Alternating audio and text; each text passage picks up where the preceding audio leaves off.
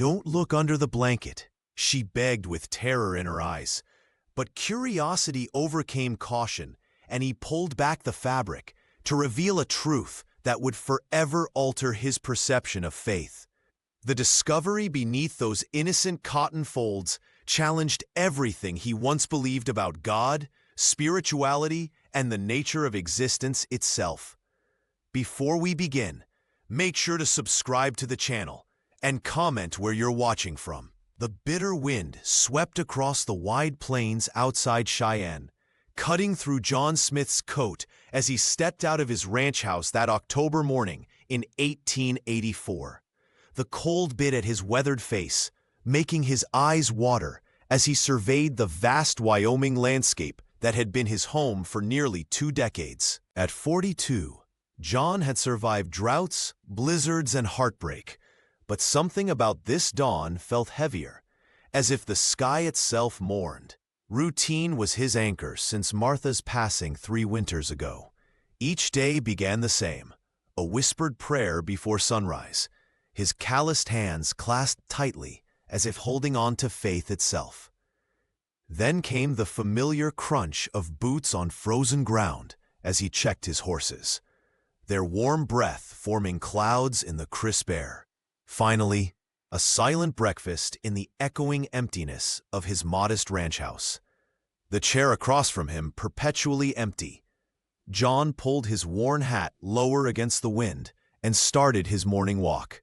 The rancher found solace in these moments alone, when the land seemed to speak without words. His path took him past the skeletal remains of what had once been the community church, its blackened timbers reaching skyward like accusatory fingers. The fire had taken it 4 years ago, yet no one had rebuilt it. Funds were scarce, and faith perhaps scarcer still. As he approached the ruins, something unusual caught his eye, a shape that didn't belong among the charred stones and weathered wood. John slowed his pace, squinting against the harsh morning light. There, huddled against the blackened foundation, was a figure wrapped in what appeared to be a filthy, tattered blanket. The rancher hesitated, his breath forming ghosts that dissipated in the wind. The figure wasn't moving, just a small, shivering heap pressed against the stones as if seeking warmth from their cold embrace.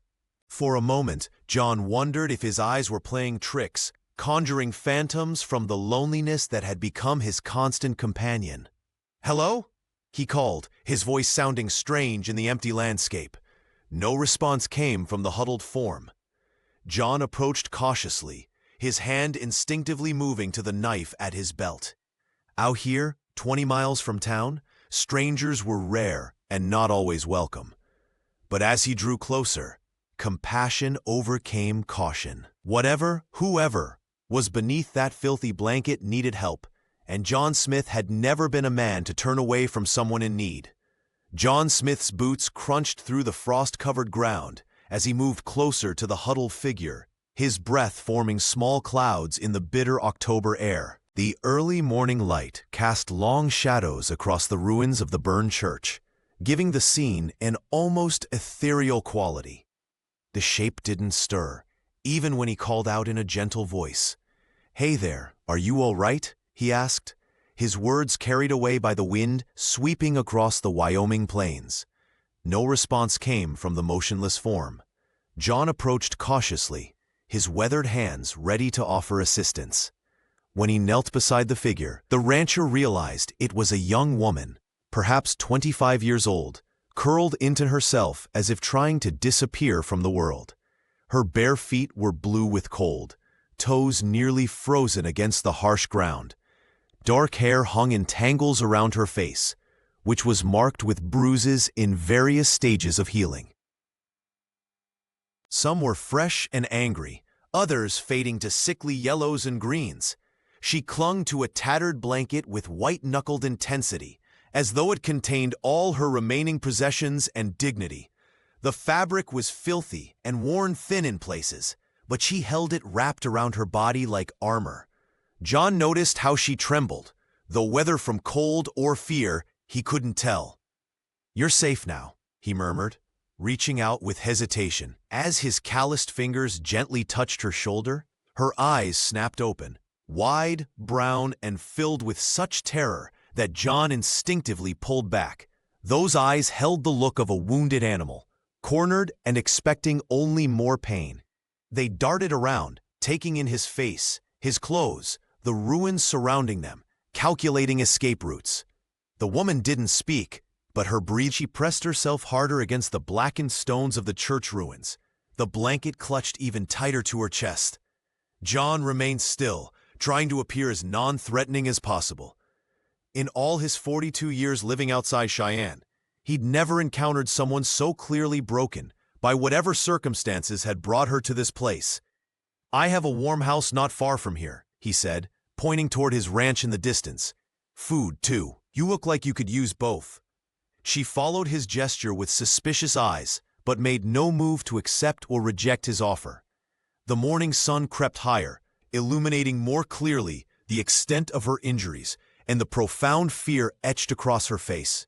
John wondered what horrors this young woman had endured to bring her to the burned-out shell of a church, alone and injured in the freezing dawn. "Don't worry, you're safe now," John whispered, trying to keep his voice gentle, but she recoiled from his touch, clutching the blanket even tighter. Desperation flickered in her eyes, as if the world had given her every reason to mistrust kindness. The woman's gaze darted around the ruins of the old church, searching for threats in every shadow. John Smith noticed how her knuckles whitened as she gripped the tattered fabric, her only shield against whatever horror she'd escaped. He'd seen that look before, in wounded animals, in soldiers returning from battle, the haunted stare of someone who'd seen too much. "I have a warm house not far from here," he offered, keeping his distance. "Food, clean water." When she didn't respond, he added, "No questions if you don't want them." The October wind howled across the Wyoming plains, cutting through his coat. The young woman's lips had turned an alarming shade of blue, her bare feet mottled with cold and dirt. Whatever had happened to her, she wouldn't survive another night outdoors. "I'm going to help you up now," he warned, moving slowly. She flinched as his arm slid beneath her, but she was too weak to resist. John was surprised by how little she weighed, like lifting a child rather than a grown woman.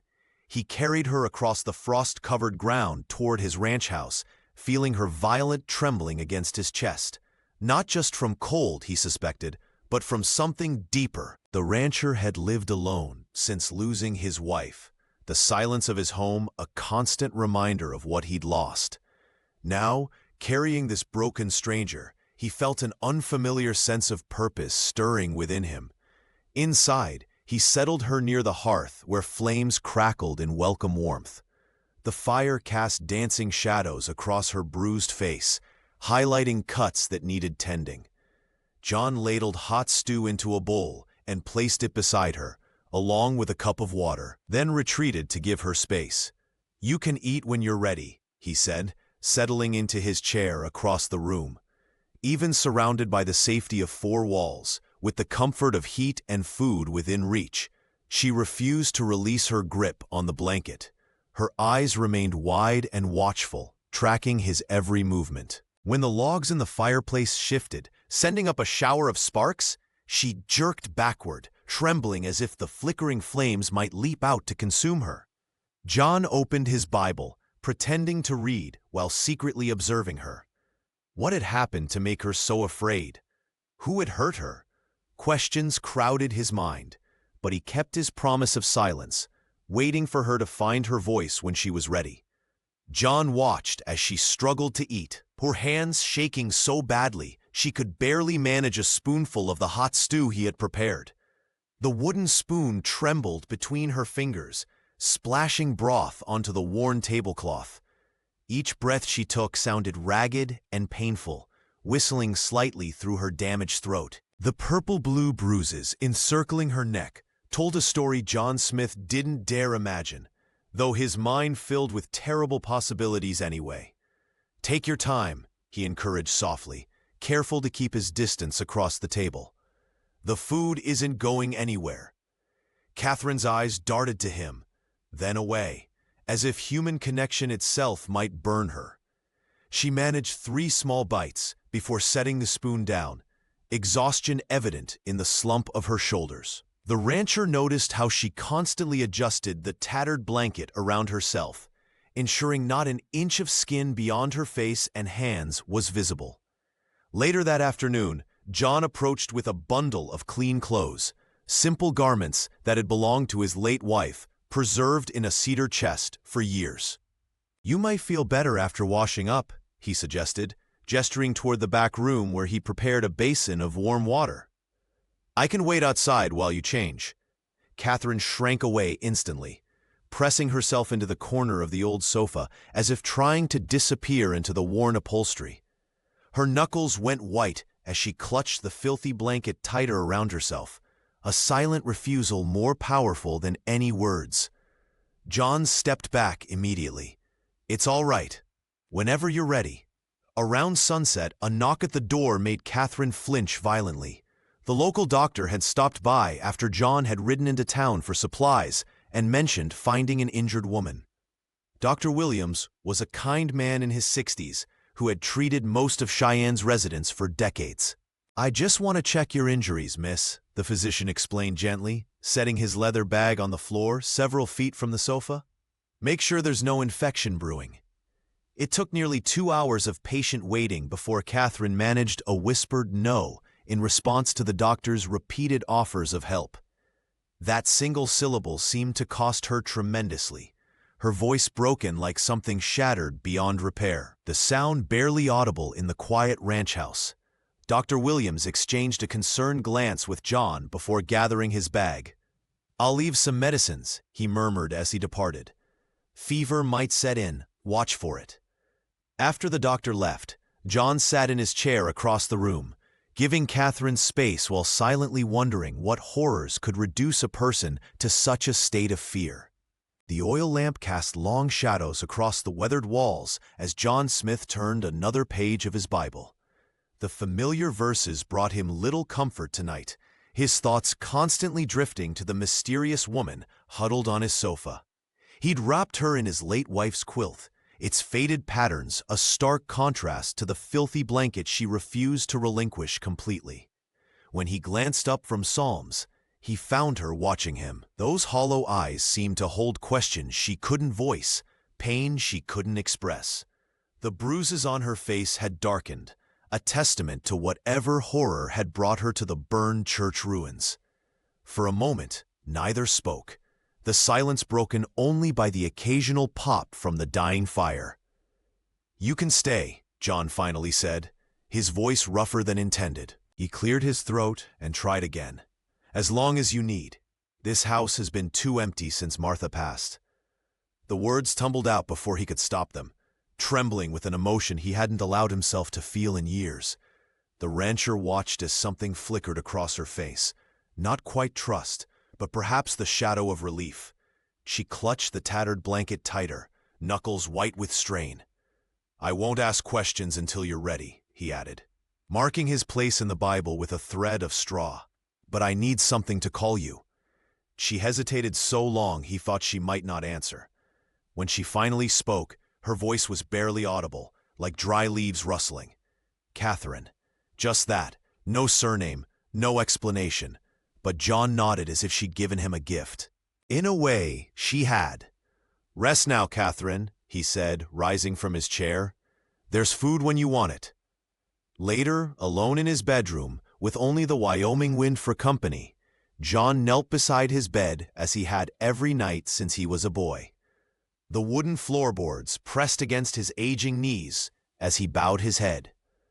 "Lord," he whispered, "I don't know what darkness this woman carries, but I know you led her to my door." His prayer flowed naturally, a conversation with the God he'd trusted through drought and blizzard, through Martha's long illness and the crushing solitude that followed. "Give me wisdom," the rancher pleaded, hands clasped until his knuckles whitened. "Show me how to help her. Guide us both through whatever storm brought her here." As he rose and settled into bed, John couldn't shake the feeling that Catherine's arrival had set something in motion, something that would test his faith in ways the Bible never prepared him for. 3 days passed in silence, broken only by the crackle of the fire and Catherine's fitful sleep. John Smith moved through his ranch house with the quiet efficiency of a man accustomed to solitude. But the strain of not knowing how to help the wounded woman weighed heavily on him.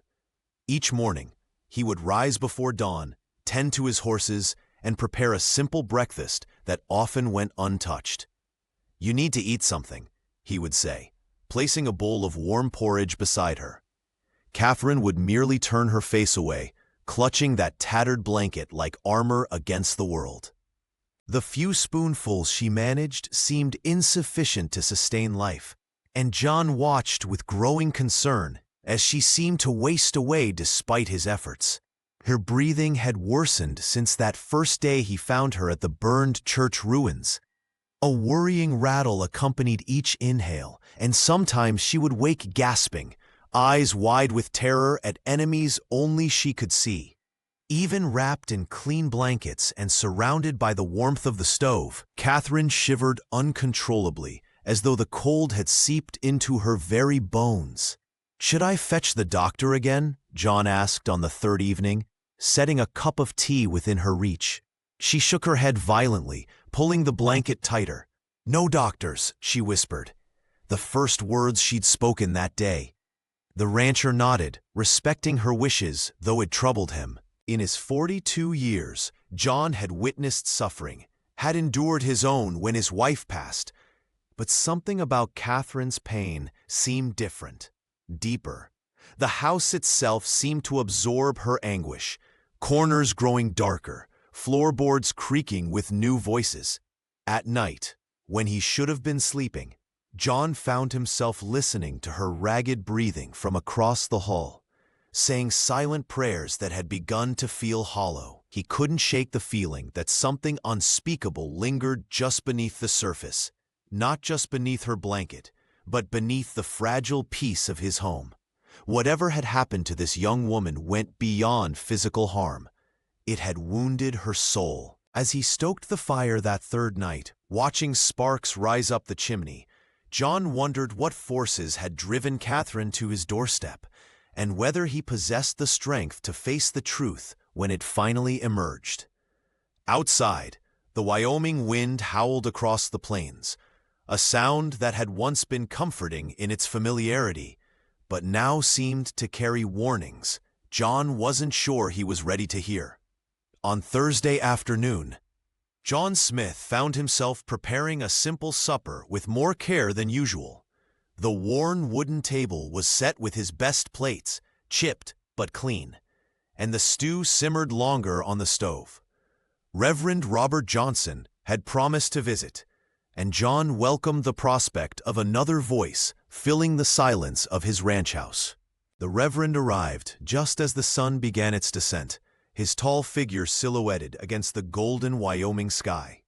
He removed his hat upon entering, revealing graying hair and those kind eyes that had guided John through the darkest days after his wife's passing. "How are you holding up, my friend?" Robert asked, clasping John's shoulder with a firm hand. His gaze drifted to the sofa, where Catherine lay curled beneath her ever-present blanket, eyes half closed but watchful. "We're managing," John replied, his voice low. "She's eating a little more each day." The pastor nodded thoughtfully, setting his Bible on the table before approaching the sofa. "God brings strangers to our door for a reason," he said, kneeling beside Catherine. "I've brought a prayer for healing, if you'll permit me." John watched as the Reverend's expression softened, his hands folding in preparation for prayer. But something changed in the room, a shift in the air as palpable as a thunderstorm rolling across the plains. Catherine's body tensed visibly beneath the tattered blanket. Her fingers clutched the fabric until her knuckles whitened, and her breathing quickened to shallow gasps.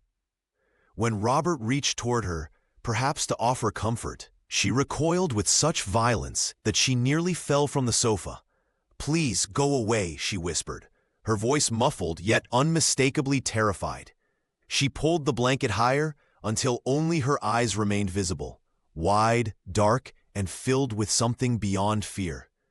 The Reverend withdrew his hand as if burned, confusion shadowing his features. "I meant no harm," he said, looking to John for explanation. "She's still recovering," John offered lamely, though the excuse felt hollow in his mouth. A chill ran through him at her reaction, so visceral, so specific to Robert's presence. Throughout supper, Catherine remained huddled on the sofa, refusing even water while the Reverend was present.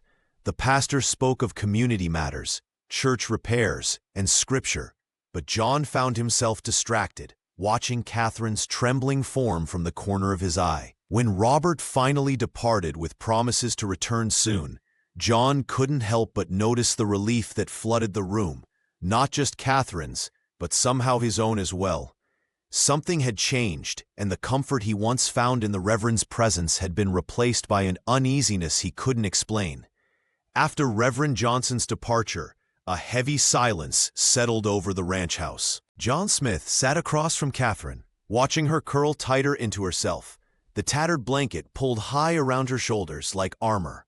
"He's a good man," John offered gently, hoping to ease whatever had triggered her violent reaction to the pastor. "The Reverend has helped many folks around here through hard times."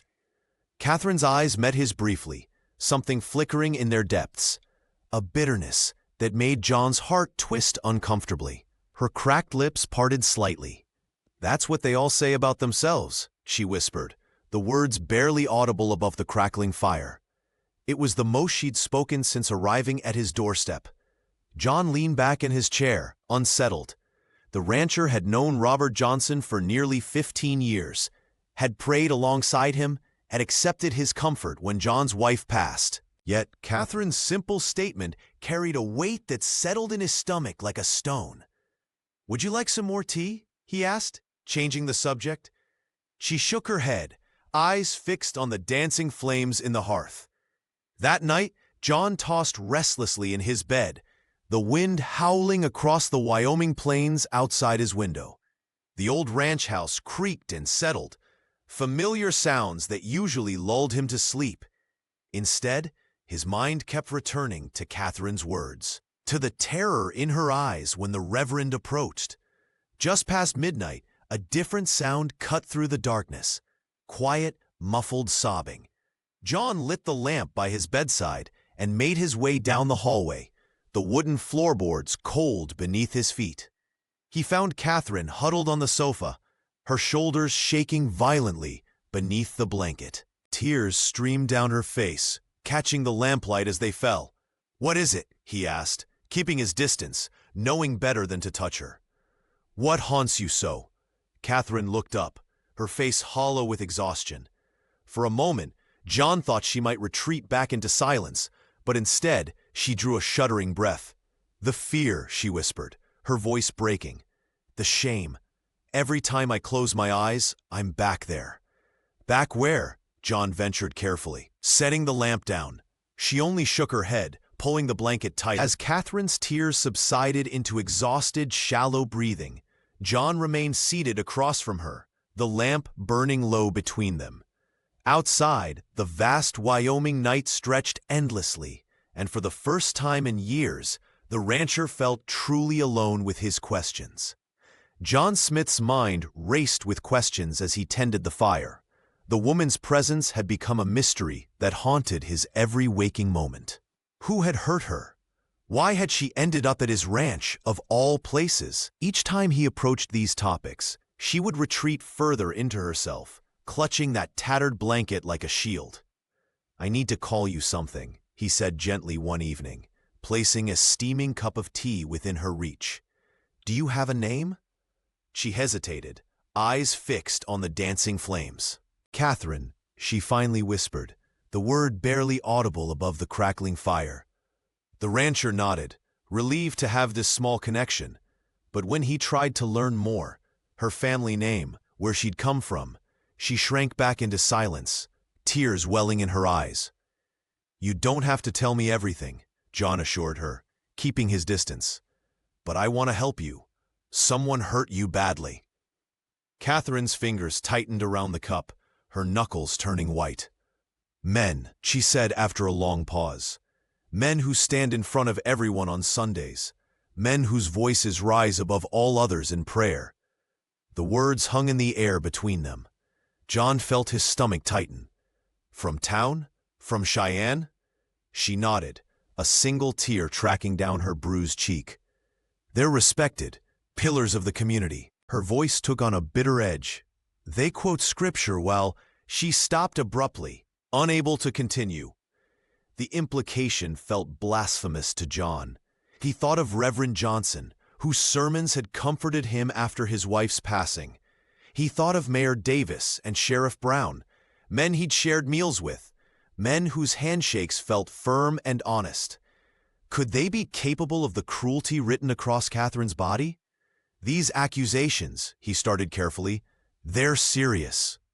People would need proof, she interrupted, her eyes suddenly fierce. That's why I kept it. That's why I couldn't let it go, even when they... Her voice broke again. The conviction in her tone lodged in John's heart like a shard of ice. He'd spent 42 years trusting in the goodness of his neighbors, in the sanctity of the church. Now, looking at the broken woman before him, doubt crept in like the winter chill through the cabin walls. I believe you, he said finally, though uncertainty gnawed at him. Whatever happened, you're safe here. Catherine turned away, her shoulders shaking with silent sobs. The rancher sat in his chair, Bible unopened on his lap, wondering if the faith he'd clung to all these years had blinded him to the darkness hiding in plain sight. Friday brought a harsh turn for the worse. Catherine's fever spiked suddenly in the afternoon, her skin burning beneath John Smith's touch as he placed a cool cloth on her forehead. The rancher had seen illness before. His wife's final days were etched into his memory, but Catherine's condition frightened him in a different way. Water, she rasped, her cracked lips barely forming the word. John held the cup to her mouth, supporting her head with gentle hands. Most of it dribbled down her chin, soaking into the tattered blanket she still refused to relinquish. As darkness fell across the plains outside Cheyenne, Catherine began to thrash beneath her coverings. Her delirious mumblings grew more distinct, fragments of terror spilling from her fevered mind. The back room of the general store, she whispered, eyes unfocused. Behind the church, where no one can hear. John froze, cloth suspended above the basin of water. These weren't random ravings.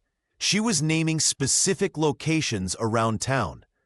Please, Reverend Johnson, stop, she pleaded to ghosts only she could see. Then, moments later, Mayor Davis promised nobody would know. The rancher's stomach clenched. These were men he'd known for years, men who'd offered condolences when his wife passed, men whose sermons had guided him through grief, men whose handshakes sealed honest deals. Yet Catherine spoke their names with such visceral fear that doubt crept into his heart like frost. Sheriff Brown said he'd arrest me if I told, she whimpered, tears streaming down her flushed cheeks. Throughout the night, John fought to keep her temperature down. He replaced cloths as they warmed, spooned broth between her lips when she was lucid enough to swallow, and whispered reassurances when nightmares gripped her. The infection in her visible wounds, the cuts on her face and hands, showed angry red lines spreading outward. You'll be all right, he promised, though uncertainty gnawed at him. Without proper medical attention, Catherine was slipping away. Yet she flinched violently whenever he suggested fetching the doctor again. By dawn, exhaustion had claimed them both. John dozed in the chair beside her, his Bible open but unread on his lap. Catherine's breathing had grown shallow, each inhale a labored effort that might be her last. Outside, the Wyoming wind howled across the empty plains, carrying secrets no one wanted to hear. Inside the ranch house, a dying woman's words hung in the air, challenging everything John had ever believed about his community and the men who led it. As Sunday dawned, John Smith's routine felt hollow for the first time in years. He moved mechanically through his morning preparations, splashing cold water on his face while Catherine's fevered words echoed in his mind. men who pray louder than anyone else on Sundays. The accusation hung in the air like smoke, impossible to wave away. He laid out his Sunday clothes, the same worn but respectable suit he'd worn every week since Martha's passing, and paused, staring at them as if they belonged to a stranger. His hands trembled slightly as he buttoned his shirt, his thoughts drifting to the men he'd always respected. Reverend Robert Johnson with his booming, passionate sermons. Mayor Davis, always first to drop coins in the collection plate. Sheriff Brown, who kept order with an iron hand but bowed his head in perfect humility during prayer. "I've left water and bread for you," John told Catherine, who watched him from beneath her blanket with feverish eyes. "I'll be back soon." He hesitated, then added, "You'll be safe here." She didn't respond, just pulled the blanket tighter around her shoulders. The rancher felt a pang of guilt for leaving her alone, but something drove him toward town, toward the church where he'd worshipped faithfully for decades. The familiar wooden building stood against the Wyoming sky, its white paint peeling at the edges. Townsfolk nodded respectfully as John entered, taking his usual seat near the back. The familiar scents of polished wood and old hymnals surrounded him, but today they brought no comfort. When Reverend Johnson took the pulpit, his voice rising in righteous fervor about sin and redemption, John studied the man's face. Were those the hands that had hurt Catherine? Was that voice, now quoting scripture with perfect inflection, the same one that had caused her to tremble at his approach? John's gaze drifted to Mayor Davis in the front pew, head bowed in apparent devotion, and Sheriff Brown beside him, both men pillars of the community. He'd broken bread with these men, trusted them, believed in their goodness. Throughout the sermon, John found himself scanning the congregation, searching for cracks in the facades he'd always believed unbreakable. Every smile seemed suspect, every pious nod potentially hiding darkness. The hymns that had once lifted his spirit now rang hollow, the words about mercy and justice turning bitter on his tongue. When the service ended, John slipped out quickly, avoiding conversation. He mounted his horse and rode home with urgency, haunted by the possibility that the faith he'd built his life around might rest on a foundation of lies. John returned to his ranch house with a heavy heart, his mind still wrestling with the sermon's words that now rang hollow. As he pushed open the door, the heat from the stove hit him first, then the sound. Catherine's labored breathing punctuated by desperate mumbles. She lay thrashing on the sofa, her skin flushed with fever, the tattered blanket twisted around her thin frame. John rushed to her side, placing a cool cloth on her forehead. Catherine's eyes fluttered open, unfocused and glassy with delirium. "Please, not again," she whimpered, shrinking away from his touch. "Reverend Johnson, stop, I won't tell anyone." John froze, his hands suspended in midair. The name had tumbled from her lips with such specific terror that it couldn't be dismissed as mere ravings. "Mayor Davis is coming," Catherine continued, her voice dropping to a terrified whisper. "He brings the hot iron when he's angry." The rancher's stomach clenched. She described the mayor's silver buttons, how they glinted in lamplight as he leaned close. She spoke of Sheriff Brown's laugh, how it changed when they were alone, becoming something cruel and hungry. "It's just the fever talking," John told himself, wringing out the cloth again. But the details were too precise. The sheriff's peculiar habit of removing his badge before. John couldn't bear to complete the thought. As darkness fell outside, Catherine's condition deteriorated rapidly. Her breathing became shallow, and angry red streaks appeared on what little skin John could see around her neck, signs of infection spreading. "Catherine," he said gently, "I need to tend to your wounds. Please, let me help you." Her eyes suddenly cleared, terror giving way to lucidity. She clutched the filthy blanket tighter, knuckles white with effort. "Don't look under the blanket," she begged, voice cracking with shame and desperation. "Please, John, promise me." He hesitated, seeing the fear etched across her face. The blanket had become more than cloth. It was her armor, her last defense against the world. "You're very sick," he explained, keeping his voice steady despite his growing alarm. "The infection is spreading. I can't help you unless—" "They'll kill me if anyone knows," Catherine whispered, tears streaming down her fevered cheeks. "And they'll kill you too." John sat back, the weight of her words settling on his shoulders like a physical burden. Night had fully descended now, the lamp casting long shadows across the room. Outside, the Wyoming wind howled across the plains, a lonely sound that matched the desolation growing in his heart. Time was running out. Catherine was dying before his eyes, and the truth lay hidden beneath that wretched blanket. John Smith sat by Catherine's side, watching her chest rise and fall with labored breaths. Her fever had worsened, and the infection spreading through her body was winning the battle. He had promised not to look beneath the blanket she clutched so desperately, but as night fell and her condition deteriorated, he knew that promise might cost her life. "I'm sorry," he whispered, as Catherine drifted between consciousness and delirium. Her cracked lips moved in silent protest, but the words wouldn't come. The rancher placed a cool cloth on her forehead, watching as her eyelids fluttered and finally closed in exhausted sleep. John hesitated, his weathered hands trembling slightly. In all his 42 years, he'd never felt such conflict between respect and necessity. The cloth-wrapped bundle she'd guarded so fiercely had become an extension of her very being. But if he didn't act now, she might not survive until morning. "Lord, forgive me," he murmured, kneeling beside the sofa. With gentle movements, he lifted the edge of the filthy blanket. The sight beneath stole his breath. Catherine's body was a map of systematic cruelty. Burns in perfect circular patterns marked her arms, some fresh and weeping, others scarred over. Deep cuts crisscrossed her legs, some clearly infected.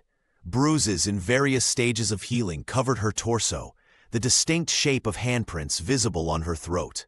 John fought the bile rising in his throat. These weren't random injuries from an accident or a single attack. This was deliberate, prolonged torture. But what truly froze his blood were the objects she'd hidden within the folds of the blanket. Treasures of terrible significance. A scrap of distinctive fabric, torn from what he instantly recognized as Reverend Johnson's Sunday vest. The pattern was unmistakable. He'd seen it every week for years. Beside it lay a silver button, ornate and expensive, that could only belong to Mayor Davis's ceremonial coat. The mayor wore it proudly at every town function, its distinctive design a symbol of his authority. Most damning of all was Sheriff Brown's badge, dented and stained with what looked horribly like dried blood. John's hands shook as he uncovered a small leather journal tucked beneath Catherine's arm. The pages were filled with a woman's careful handwriting, now growing increasingly erratic toward the end. Dates, locations, details too specific to be invented. He covered her gently, unable to process the horror of what he'd discovered. The men he'd trusted, prayed with, respected, they were monsters wearing the masks of righteousness. And this broken woman had crawled to his doorstep, carrying the evidence of their sins, knowing no one would believe her. With trembling hands, John Smith lifted the edge of the filthy blanket. His breath caught in his throat. Catherine's body was a map of suffering. Welts and burns crisscrossed her skin in methodical patterns that spoke of deliberate cruelty rather than random violence. Some wounds were fresh, others partially healed, telling a story of prolonged torment that made the rancher's stomach turn. But it was what she kept hidden beneath the blanket that truly shattered him. Tucked against her side lay several objects, each more damning than the last. A torn strip of fabric, distinctive burgundy brocade with gold threading that John instantly recognized from Reverend Johnson's Sunday vest. The pastor had complained about catching it on a nail just last month during repairs to the church lectern.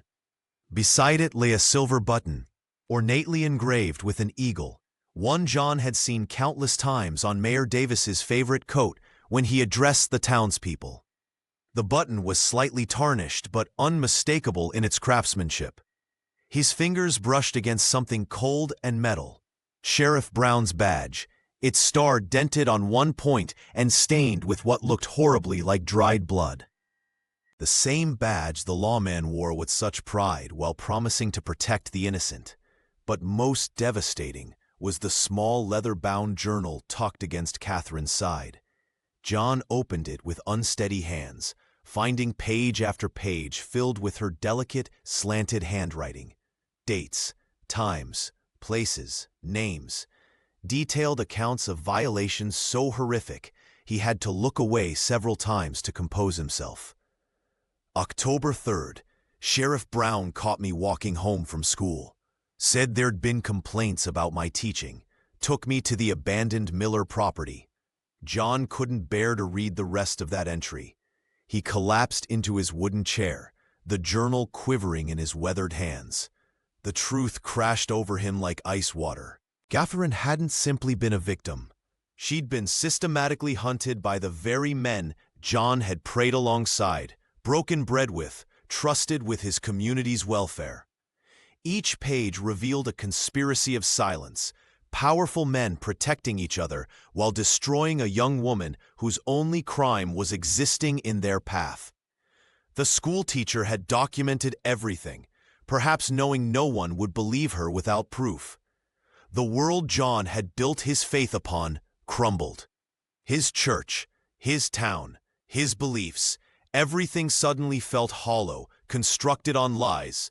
He stared at Catherine's sleeping form, understanding now why she'd crawled miles through wilderness with these items, her burden of truth, rather than seeking help in town. The men who'd done this weren't strangers or outlaws. They were pillars of Cheyenne, men who quoted scripture on Sundays and committed atrocities by night.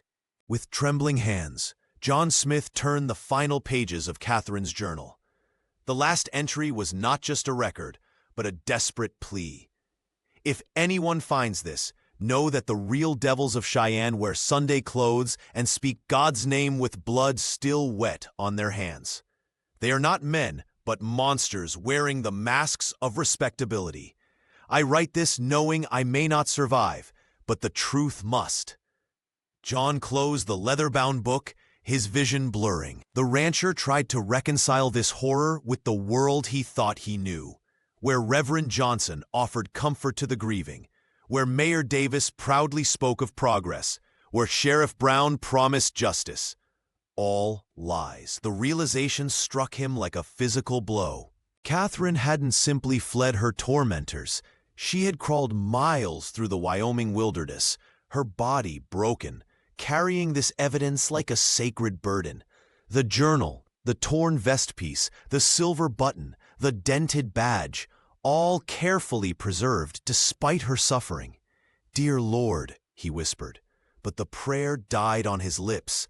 How could he pray to a God these men claimed to serve? The same God he had faithfully worshipped every Sunday, sitting mere feet from the very monsters who had done this. Outside, the October wind howled against the ranch house, mimicking the storm within his soul. John looked at Catherine's sleeping form, her breath shallow but steady. In sleep, her face appeared younger, the lines of fear momentarily smoothed away. The blanket, that filthy, blood-stained covering she refused to relinquish, now made perfect sense. It wasn't just warmth she sought, but concealment of the evidence she carried. His heart broke for her, this young schoolteacher who had endured unspeakable cruelty at the hands of men everyone trusted. But it also broke for himself, for the faith he had placed in these pillars of the community, for the certainty that had anchored his life since losing his wife. John moved to the window, watching darkness settle over the plains. The distant lights of Cheyenne glimmered, no longer representing comfort, but conspiracy. How many others knew? How many turned away? The questions burned in his mind like brands. He returned to Catherine's side, gently tucking the blanket around her without disturbing the hidden items. Tomorrow would bring impossible choices, but tonight he simply watched over her, a silent guardian to both her broken body and the terrible truth she had risked everything to preserve. "I believe you," he whispered, though she couldn't hear him. and I swear they will never hurt you again." Catherine's eyes fluttered open, heavy with exhaustion. The dim lamplight cast long shadows across the room as she registered the blanket pulled back from her wounds. Her gaze traveled slowly to meet John Smith's, and in that moment, something shifted between them. No anger flashed across her features, only a weary acceptance that the last barrier between her secrets and the world had finally fallen. "You looked," she whispered, her voice barely audible above the crackling fire. There was no accusation in her tone, only a deep, bone-weary sadness that seemed to have settled into her very soul. John sat beside her, his weathered hands trembling slightly. The rancher's face was etched with lines of worry and shock from what he had discovered beneath that tattered fabric. "I had to," he replied, his voice thick with emotion. "You were dying." He gestured to the fresh bandages he'd managed to apply while she slept. The infection, it was spreading. Catherine nodded slowly, a single tear tracking down her bruised cheek. "Now you know why I couldn't go to the sheriff or the pastor." Her fingers clutched weakly at the edge of the blanket. "No one would have believed me. Not against them."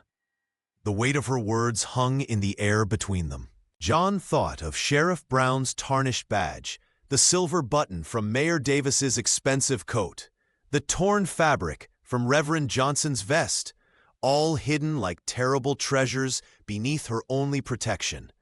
"Those men," John began, struggling to reconcile the respected figures he'd known with the monsters described in Catherine's journal.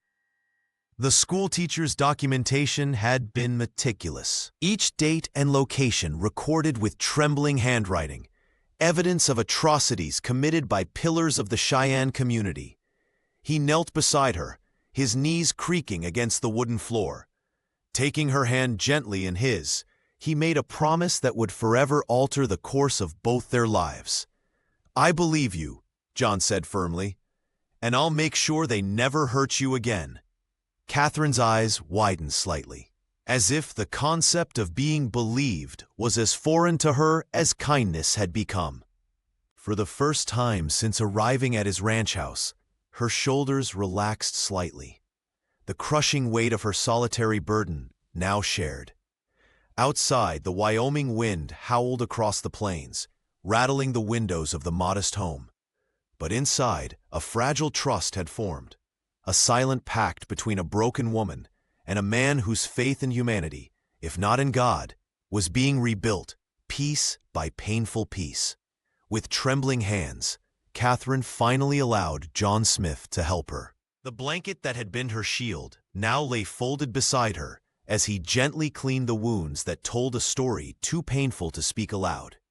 His weathered fingers, accustomed to mending fences and tending livestock, moved with surprising tenderness across her injuries. "This might sting," John whispered, applying a homemade poultice to the worst of the burns.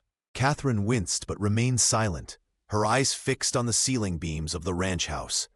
The rancher worked methodically, his face a mask of controlled fury that deepened with each revealed bruise and laceration. "How could men who speak of righteousness every Sunday do this?" he muttered, more to himself than to her.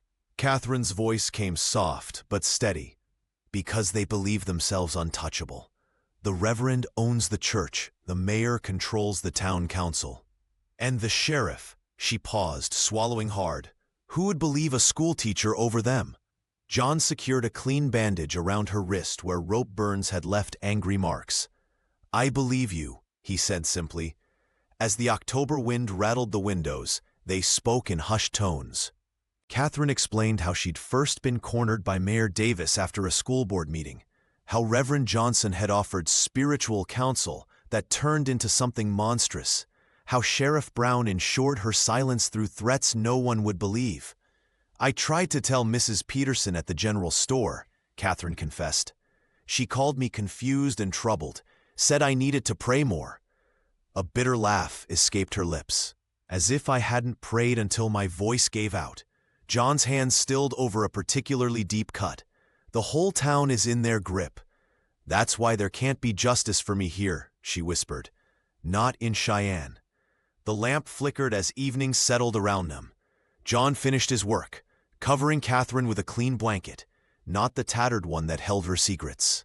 She looked smaller somehow, yet stronger now that her burden was shared. "I've spent my life believing in order," John said, washing blood from his hands in a basin. "In right and wrong, in God's plan." He turned to her, his eyes reflecting the lamplight. "But what they did to you, there's no divine purpose in that. Just evil wearing good men's clothes."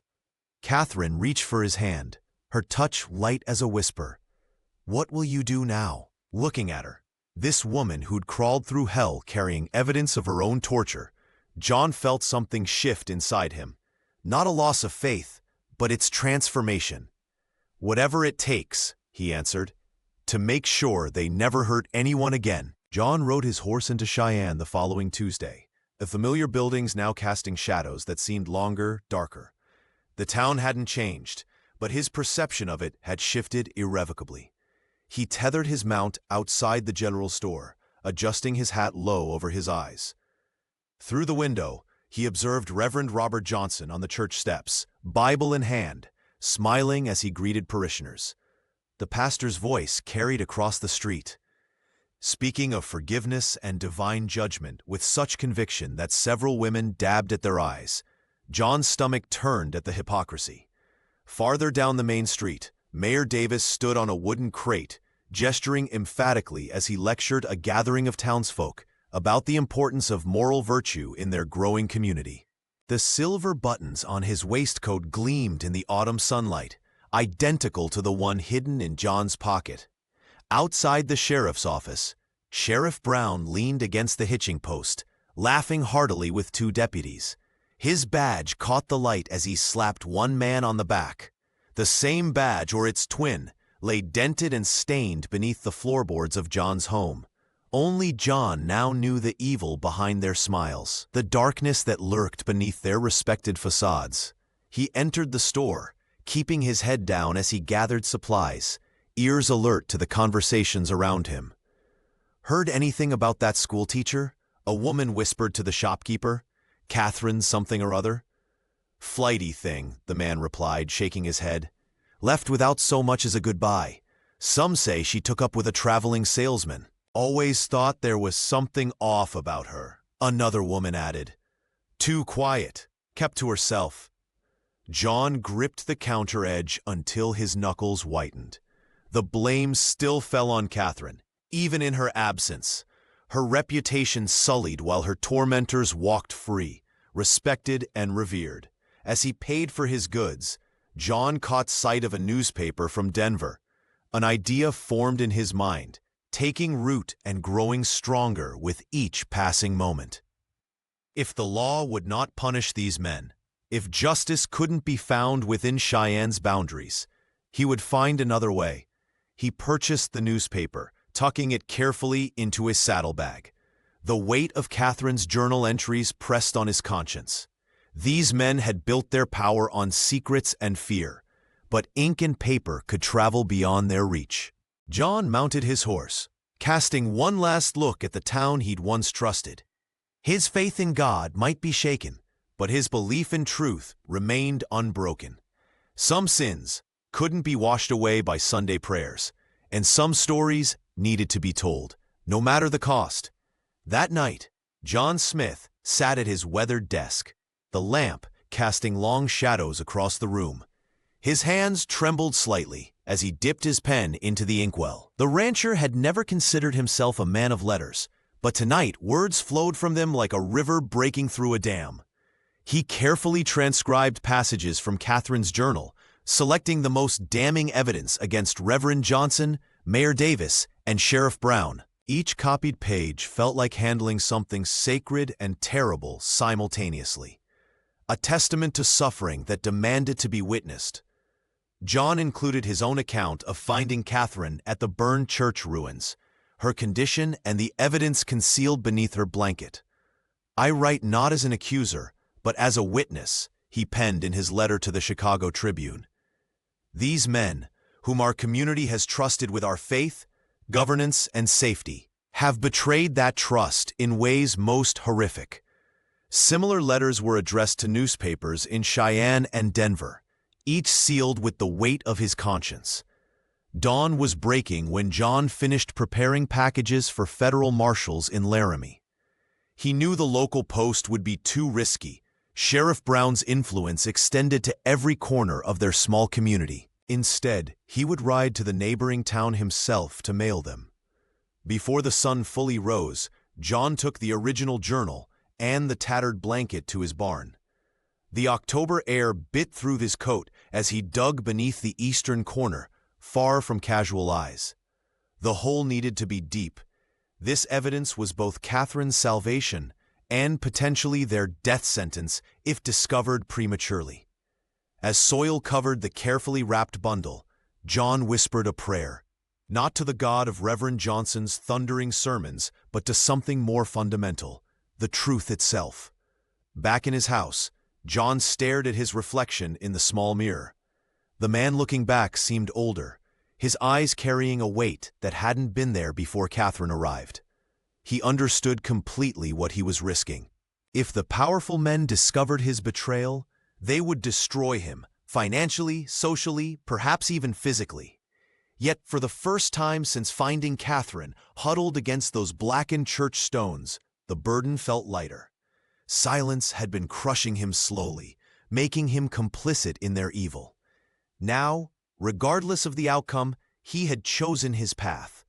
Some things, he whispered to the empty room, are worth any price. The rancher knew that even if justice never came formally, the truth would now outlive them all.